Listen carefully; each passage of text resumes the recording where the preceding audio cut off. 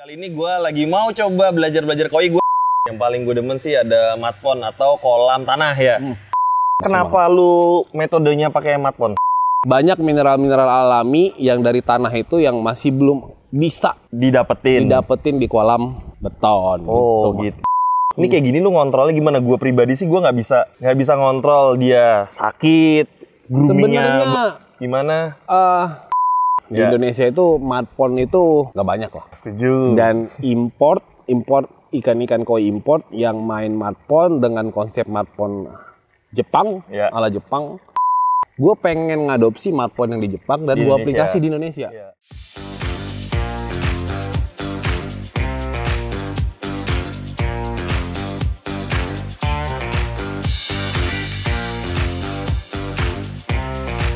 Hai semuanya, sebelum kita lanjut, pastikan kalian klik tombol subscribe, like, dan share video ini ke teman-teman kalian jika informasinya berguna untuk kalian. Terima kasih.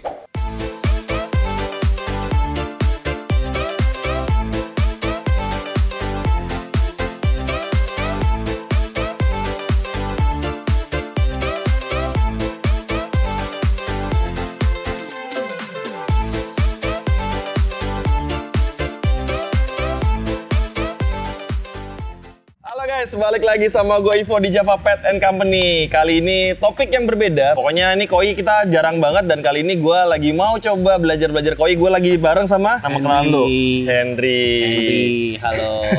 Lu gak sombong rendah. Ini salah satu temen gue dari Solaris Koi, ya kan? Ini tempatnya di daerah mana sih lu? Di Sentul. Di Sentul. Ini konsep tempatnya apa nih? Kita di sini memang facility koi ya. Facility koi. Ya, jadi di sini memang ada karantina, terus ada tempat keeping, ada konkrit dan mud pond. Oke. Yang juga ada buat display. Yang paling gue demen sih ada mud pond atau kolam tanah ya. Kolam tanah. Kolam tanah. Ada berapa banyak kolam tanah? Kita punya 5. Ya 5. Baru ya 5. Kan? Baru 5. Baru 5. Oh yang sebelah yang mau diuruk itu? Ya, tahun depan. Oke, jadi kita mau lihat ya di Solaris Koi ini ada apa aja. Ikutin terus videonya.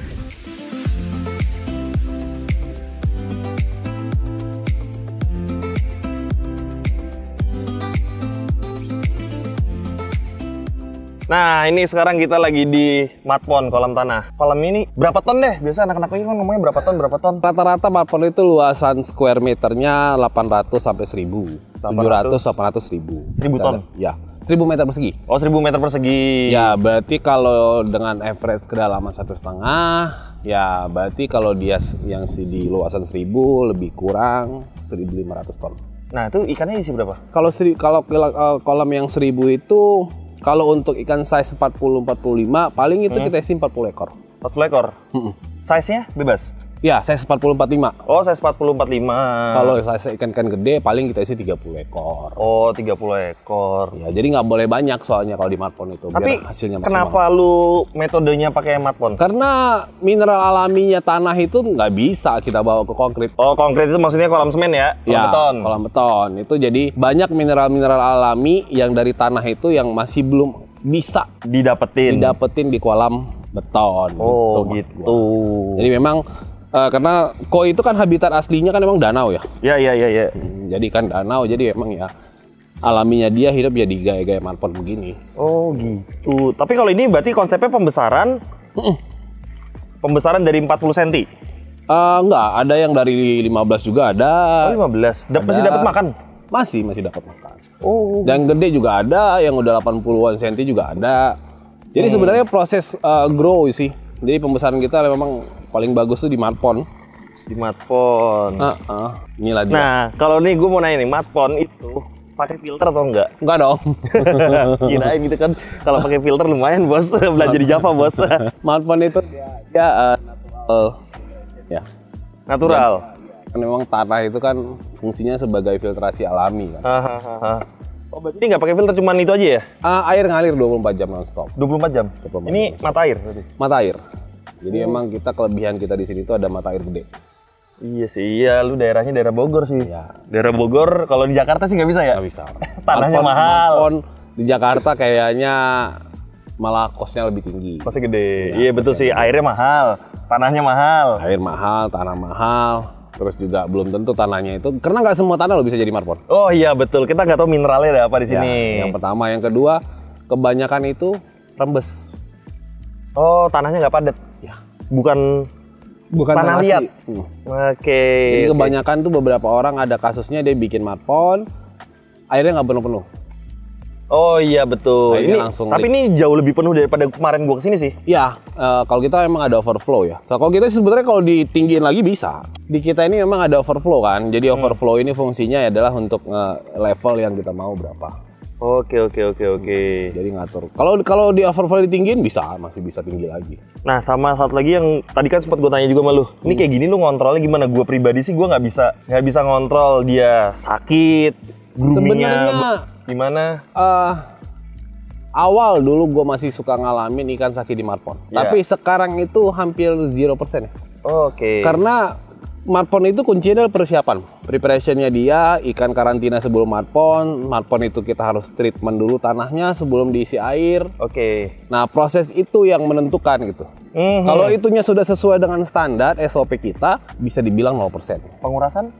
Pengurasan pada saat panen. Oh, panen. Ya, Enggak, maksud panen. gue kalau ini kan ikan sakit nih. Ini kelihatan emang. Kita belum pernah sih yang ngalamin ikan sakit di mud Di mud pond. pond? Belum pernah.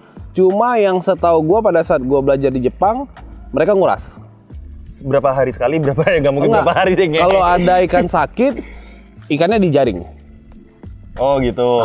Dijaring terus airnya dikuras. Jadi di-restart ulang. Hmm. Tapi di gua sih sampai sekarang belum pernah ya ngalamin. Ngeresap belum pernah? Belum pernah kita ngeresak gara-gara ikan sakit itu belum pernah. Nah, selain buat grooming, buat pembesaran, nih mud pond lu manfaatin buat apa lagi sih biasanya?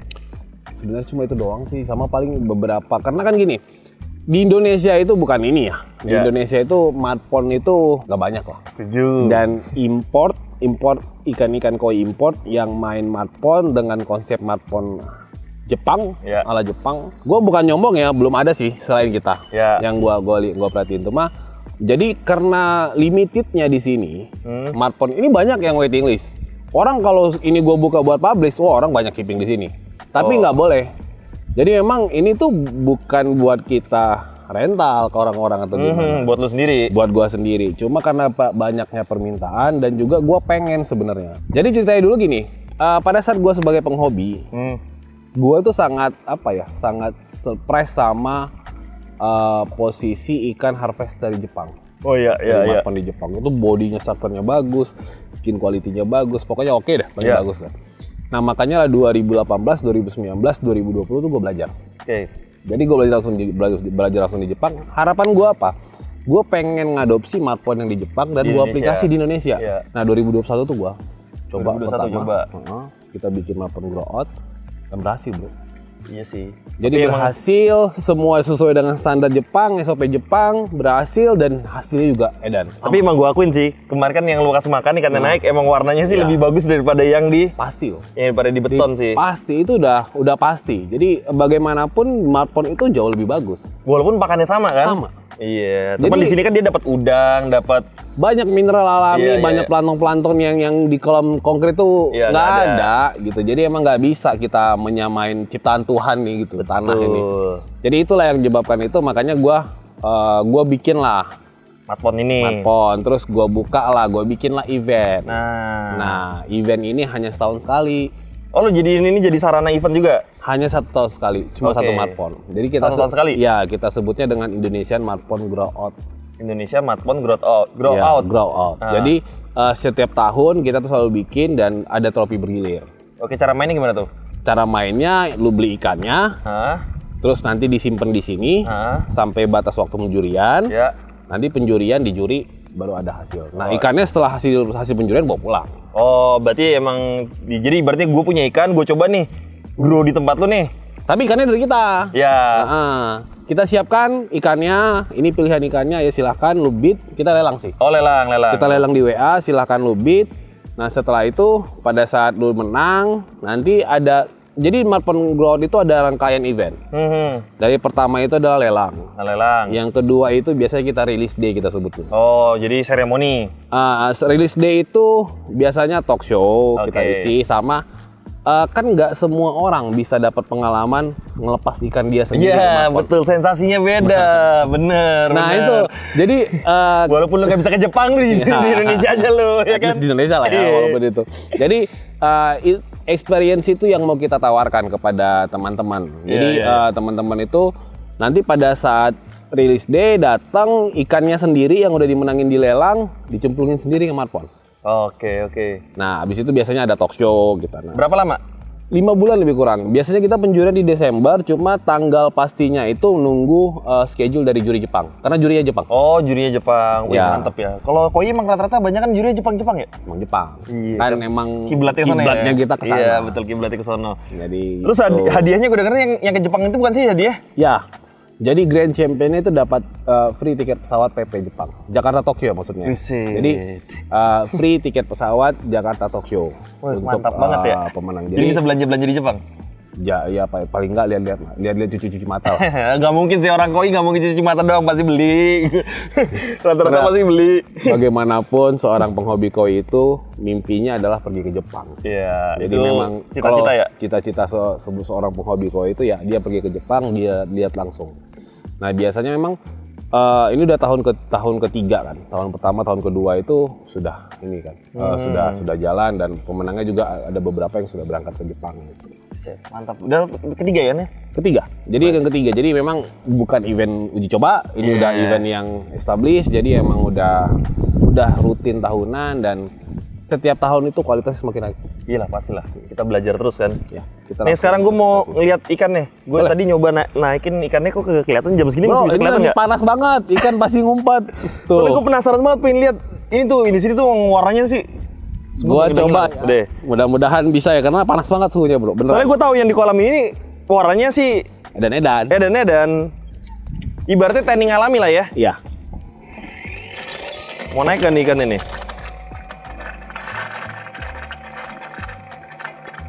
Pama paling. Tuh mulai datang.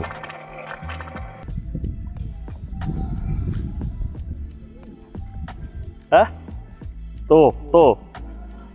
Merahnya nyala-nyala kan? Nggak tahu gue di kamera kelihatan apa kagak ada tuh.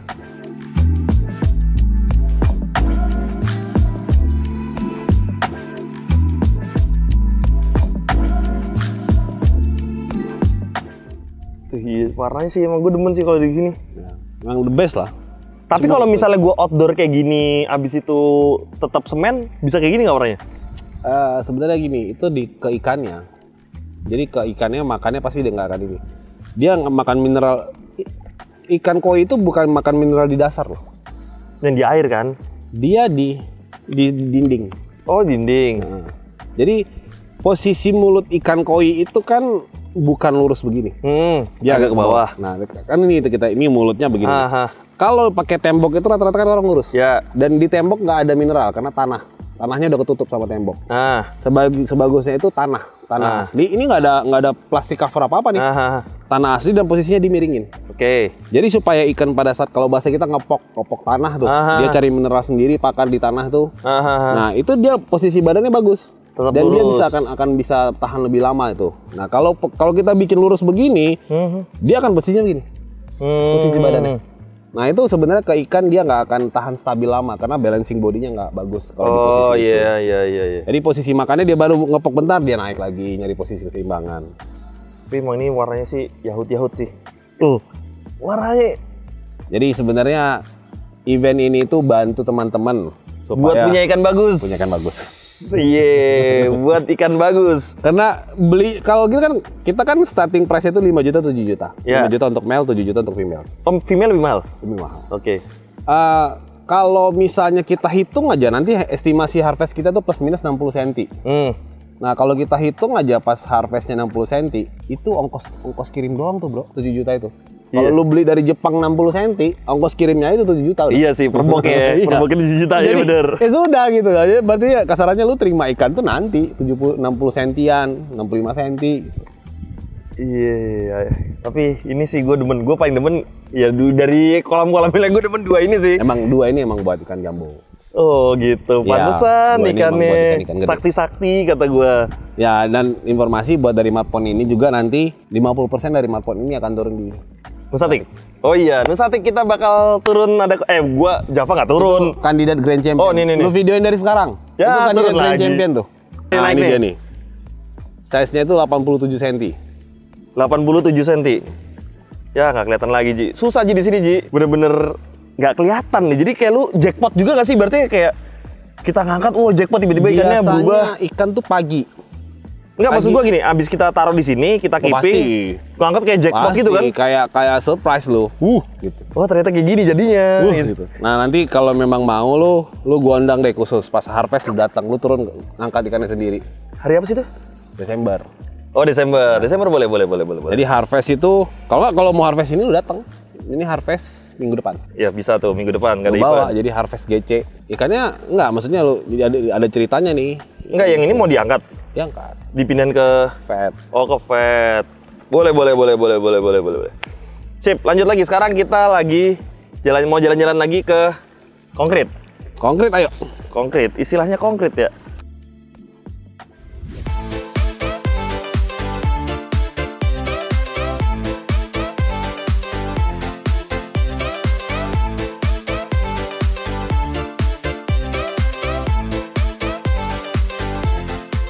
Oke, sekarang kita lagi di tempat kedua. Satu, vet gitu nggak tuh vet? Ke karantina dong. Oh, vet karantina. Oke, ini tempat yang kedua. Ini tempat apa nih kalau sini? Ini kolam konkret ya. Kalau tadi kan marpon, di sini Ah. konkret. Ini buat keeping dan display juga. Habis dari sono ke sini. Ya. Habis dari marpon habis di sini. dari marpon, kita lanjutin di sini keepingnya. Oh, ini mau jualan. Ini buat jualan. Ini yang ikan-ikan dijual di sini biasanya. Terus kalau koi itu gue dengar bisa ada bukan bisa sih. Ada cara mainnya pelihara di sini. Ada. Jadi di marpon itu juga nggak boleh terus menerus. Enggak, maksudnya gue beli abis itu gue taruh pelihara di sini. Oh, itu namanya keeping ya atau azukari kalau bahasa Jepangnya. Aha. Jadi boleh. Boleh. Jadi boleh beli ikan dari kita, keeping di sini, boleh, tapi nggak semua ikan ya. Oh. Karena kita keterbatasan kolam. Iya sih. Ini Jadi kolam kita lu hanya semua sih. pilih, ya biasanya yang kita mau terima itu yang benar-benar sudah kenal Aha. dan juga memang ikannya punya prospek banget. Oh, untuk gitu. kedepannya. Nah itu akan kita keeping karena memang terbatasan tempat. Jadi tempat kita Kalau terbatas. gini dalam berapa nih? Ini airnya 180.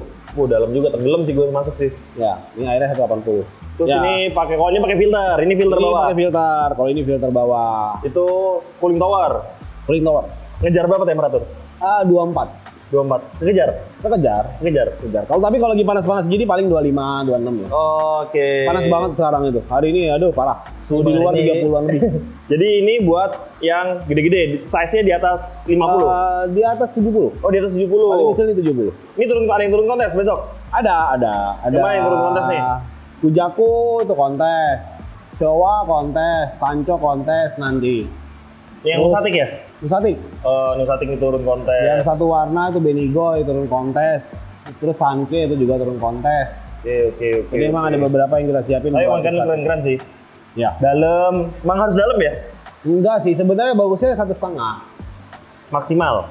1,5 meter tuh, kalau mau di rumah sebenarnya 1,5 meter. Oh, 1,5 meter udah oke. Kalau Kalau 2? 1,2 itu minim lah ya. Minim 1,2. 1,5 oke ya? Ya, karena terutama untuk ikan gede. Kalau bisa sih agak lebih dalam. Karena ikan gede itu, kan koi kan bisa 90 meter. 90 cm. Iya, 90 cm. Nah, kayak meter gini, juga bisa kali ya? ya, ini 90 nih. Oh, ini 90 ya? 90 nih.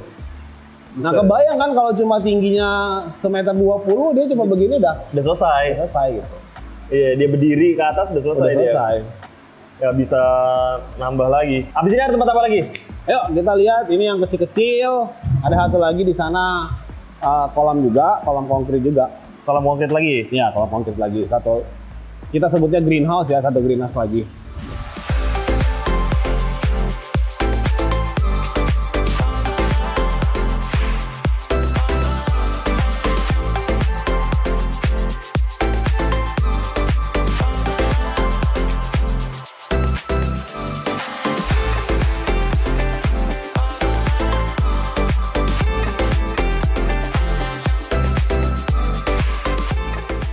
Nah, kalau ini tempat apa?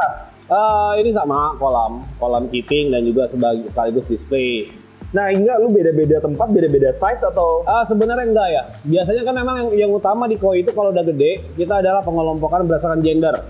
Oh, Itu yang udah pertama. Ini kayak gini female, ini male. Ini male semua nih, ini female semua. Jadi kita pisahkan berdasarkan gender. Dan kedua itu kita pisahkan berdasarkan kebutuhan pakan. Karena nggak semua ikan butuh pakan color. Ya, ada yang grow dulu, ada yang color. Jadi itu kita pisah-pisahin. Makanya butuh banyak kolam itu ya itu sebenarnya gitu. Oke. Nah, ini di sini kemarin itu kita eksperimen ada kali 2 minggu ya? Ya, 2 mingguan. 2 mingguan, jadi kita pasang Marine Pure. Nih gua tanya sama lo, kenapa lo kemarin lihat Marine Pure itu kayak, wah ini dia nih? Memang Marine Pure itu sepengetahuan gua ya, gua kan belajarnya dari hobi. Iya. Selama gua penghobi itu selama gua sebagai penghobi, Marine Pure itu mimpi. Oh, mimpi? Ya. Mimpi gua pengen suatu saat punya kolam, medianya Marine Pure. Ya. Kenapa? Karena kan bagus. Iya sih. Semua review dan standar spesifikasi barang yang gue lihat itu memang bagus banget. Ya, di forum-forum memang dia paling banyak diomongin si Marine Pure. Iya, makanya gue bilang, ya ini bagus, Marine Pure. Makanya pada saat gue ketemu lo kemarin, lo tunjukin Marine Pure, ya udah gue pakai. Iya. Jadi ini kolam berapa ton? Ini kolam 45 ton. 45 ton. Jadi ini karena filternya kombinasi kan ya? Ya. Filternya kombinasi, jadi pakainya 10 biji nih. Baru 10 biji. Ya, baru 10 biji aja. Ntar pelan-pelan. Lo penuhin nih, Ustaz, dah Ya, gila lo. kan harusnya berdasarkan standarnya dia kan 1 ton 1 biji. 1 ton 1 biji. Nah, berarti masih butuh 30-an lagi kan. Tapi kan lu udah kombinasi nih. Tapi emang belum kelihatan selalu signifikan ya, karena masih Ya, biasanya kan media itu lebih kurang 2 bulan lah. 2 bulan ya? 2 bulan baru kelihatan hasil. Ya, cuman tapi ini so far sih yang kelihatan sama sebelah sini lebih bening daripada yang ini sih. Ya. Ini baru jalan 2 minggu, jadi nanti gue bakal kesini lagi pas lu rilis kapan? Yang matpon? 14 hari sebelum Katik. Aduh, kalau itu saya nggak bisa berangkat. Tapi kalau yang ngangkat ini? Ngangkat tanggal 9. Minggu depan berarti? Enggak dong, 2 minggu lagi. 2 minggu lagi, 10 harian lagi lah. Siap, nanti gue main lagi ke sini. Jadi sekian video ngobrol-ngobrol bareng sama Om Hendry dari Solaris. Kalau orang boleh datang ke sini nggak sih? Boleh dong. Boleh ya? Jadi kalau kalian mau datang, alamat ini ada di bawah, ya kan? Instagramnya juga ada, bisa follow langsung Om Hendry di Solaris Koi. Oke, thank you udah nonton video gua Ivo. Gua Hendry Solaris. Sampai jumpa di video berikutnya. Jangan lupa like videonya, jangan lupa subscribe, jangan lupa di-share ke teman-teman kalian biar teman-teman kalian keracunan main koi. Bye-bye.